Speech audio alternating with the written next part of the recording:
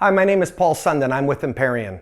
Today we're going to talk a little bit about the disadvantages or cons of cash balance plans and other types of defined benefit plan structures. So much is made of how powerful these plans can be in the retirement space, but a lot of times we don't focus on the downsides of the plans. There are some cons of these plans. There's not many. If someone's the right fit for the plan, I think the downsides are pretty limited. But it's very important for us to educate people on the front end of how these plans work. But before I jump into this, make sure you hit the like button, subscribe to the channel, and if you have any comments, leave them below, because that way we can review them from time to time and answer any questions that you've got.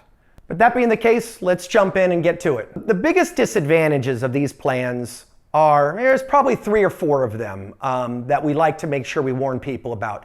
The first one is permanency. Unlike a 401k or a SEP or many retirement plan options where you have an option, it's elective. You don't have to contribute, but you certainly can. A cash balance plan, which is a type of defined benefit plan, is a permanent plan. It doesn't mean that you have to have the plan open forever, but you have to have it open at least several years, the IRS says. So, don't think if you're going to plan on being in business for the next 30 years, we don't know, what's going to take place over that 30-year window. But you should have long-term intent, and you'll need to fund the plan every year. So make sure you think of these as a permanent plan where you're going to make a contribution for 6 figures over the next several years. As long as you go into it with long-term intent, you're going to be fine. And you feel you have the ability to fund these plans. If situations change, we did have some situations change with COVID and things like that where people had to shut down plans. We get it. Things happen. The IRS understands that. But make sure you have long-term intent. And if you do terminate the plan, make sure there's a specific business purpose and reason to do so. Second biggest downside of these plans is the high fees. Now, you're going to pay a couple $1,000s a year in fees to have these plans open, okay? Obviously, that's a downside. People get concerned about it. These plans are company sponsored, so those fees are tax deductible for you, okay? So if you're in a 40% tax bracket, it might only cost you, $1,200 to $1,500 a year, which obviously is, makes it a little bit more cost effective. But the moral of the story is, I would never recommend these plans for someone looking to get 20, 30 grand in. Obviously, the fees and the complexity just don't make any sense. But if you want to get $100,000 or more, I really don't think the fees are that big of a deal. But definitely make sure you check around. We feel like we've got very competitive fees, but certainly look around and find someone who's got a fee structure that's going to work for you. Third biggest downside of these plans, I would say, is complexity.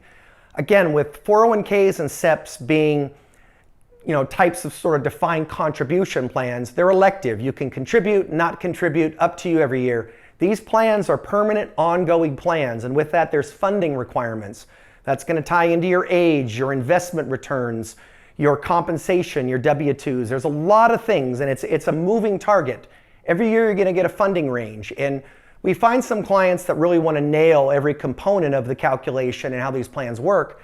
That's great, but it's just not practical for most people. Our clients are typically high-income business professionals, physicians, attorneys. These plans are complex, so definitely make sure you do the most you can to understand them, but realize there's a complex portion of these plans, and you're going to need to communicate with that on an ongoing basis.